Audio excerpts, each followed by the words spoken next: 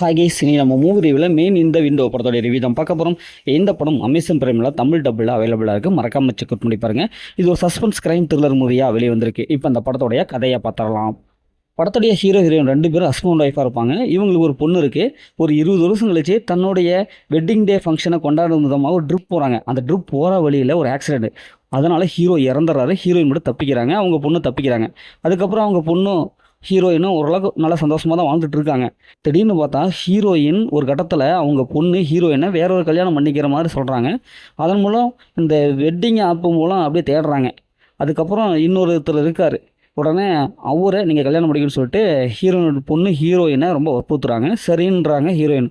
அதுக்கப்புறம் ஹீரோயினுடைய பக்கத்து வீட்டுக்கு ஒருத்தர் குடி வராரு. அது யாருன்னு பார்த்தா இந்த வெட்டிங் ஆப்பில் பார்த்த அதே பர்சன். உடனே ஹீரோயின் பொண்ணு அவங்ககிட்ட போய் பேச சொல்கிறாங்க. ஹீரோயினும் அந்த பர்சன்கிட்ட போய் பேசுகிறாங்க. அதுக்கப்புறம் ஒரு ஃப்ரெண்ட்ஷிப் ஏற்படுது. திடீர்னு பார்த்தா இவங்க, அதாவது இந்த ஆள் வந்ததுக்கப்புறம் பக்கத்தில் இருக்கிறவங்க எல்லாம் கொலை செய்யப்படுறாங்க. ஹீரோயினுடைய அவங்களுடைய ஃப்ரெண்டு கொலை செய்யப்படுறாங்க. அதுக்கப்புறம் ஹீரோயினுடைய பொண்ணுடைய லவ்வர் கொலை செய்யப்படுறாங்க. இப்படி ஏகப்பட்ட கொலைகள்லாம் நடக்குது. ஒரு கட்டத்தில் இந்த கொலையெல்லாம் செய்கிறது யாரா அப்படின்னு பார்த்தா லைட்டாக ஹீரோயினுக்கு அந்த பக்கத்து வீட்டு ஆள் மேலே தான் கொஞ்சம் சந்தேகம் வருது. இப்போ இறுதியில் ஹீரோயினோட லைஃப் என்னவோ மாறிச்சு. இந்த கொலையெல்லாம் செய்கிறது யார், இறுதியில் என்னாச்சு அப்படிங்கிறது இந்த படத்துடைய கதை. இப்போ இந்த படத்துடைய பாசிட்டிவ் பார்த்தாவே இதில் நடிச்சு எல்லாமே சூப்பராக பர்ஃபார்ம் பண்ணியிருக்காங்க. குறிப்பாக ஹீரோயினோட ஆக்டிங் பர்ஃபார்மன்ஸ் நல்லாவே இருக்குது. படத்துடைய ஃபஸ்ட்டை பொறுத்தவரை நல்லா விருப்பாக போகுது. ஓரளவுக்கு இன்ட்ரெஸ்ட்டாக போகுது. ஏன்னா ஹீரோயின் அவங்க ஆக்சிடெண்ட்டு, அவங்க ஹஸ்பண்ட் இருக்கிற விபத்தில் மரணம், இப்படி நல்லாவே போகுது. இந்த படத்தில் குறைஞ்ச கேரக்டர் தான். அதனால் ஈஸியாக டைரக்டர் வந்து புரிய வைக்கிறாரு.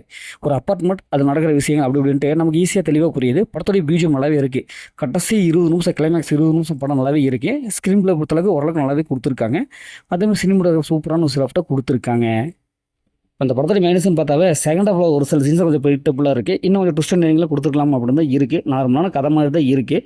அதை கொஞ்சம் கரெக்ட் பண்ணி இன்னும் கொஞ்சம் ட்விஸ்ட் எண்டிங்கில் கொடுத்துருந்தாங்கன்னா ஸ்க்ரீனில் கொஞ்சம் ஸ்பீடாக போகிற மாதிரி தான் நல்லாவே இருக்கும். ஏன்னா ஈஸியாக கெஸ் பண்ணுற சீன் தான் இருக்குது.